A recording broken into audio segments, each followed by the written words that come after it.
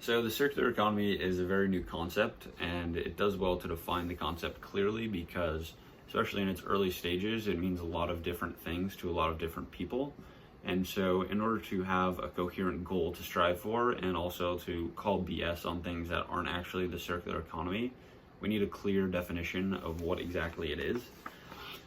So there were these researchers that conducted a survey of 114 different definitions that currently exist on the circular economy, and they're able to string together a definition that incorporates every consideration. So I think this is a really good starting point to understand and measure what exactly the circular economy is. So I'll jump into it. A circular economy describes an economic system that is based on business models which replace the end-of-life concept with reducing, alternatively reusing, recycling, and recovering materials in production, distribution, and consumption processes. So right out of the bat, it's focused on business models. So it recognizes the importance of business and economic growth and prosperity. So the circular economy is not about, we need to do away with capitalism and the environment and economics, and just focus on bringing everything back down and, halting growth. It's really about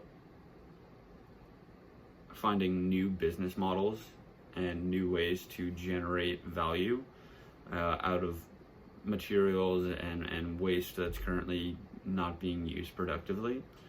And then, of course, it's about the 3 R's, the reduce, reuse, recycle, and it's both in the production and consumption processes. So businesses play a role, but also the consumers play a role. It continues operating at the micro level, which is products, companies, and consumers, and the meso level, which is eco-industrial parks, and macro level, which is cities, regions, and nations.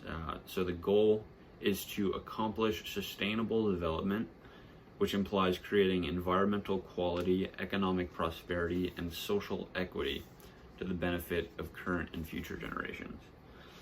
So it's a systemic shift. So the circular economy involves actors at all levels, whether it's micro, companies, consumers, meso, which is,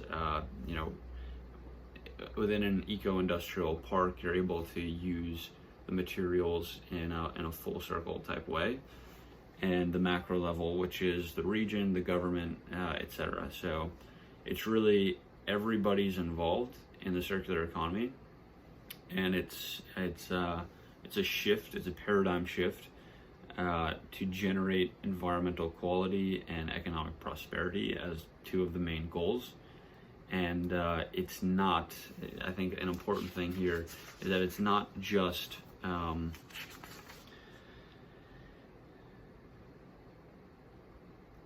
if we just look at something as, okay, the circular economy is just recycling, or the circular economy involves only governments buying reused containers or something, it's not going to really go anywhere. It's a really systemic shift throughout the entire sector.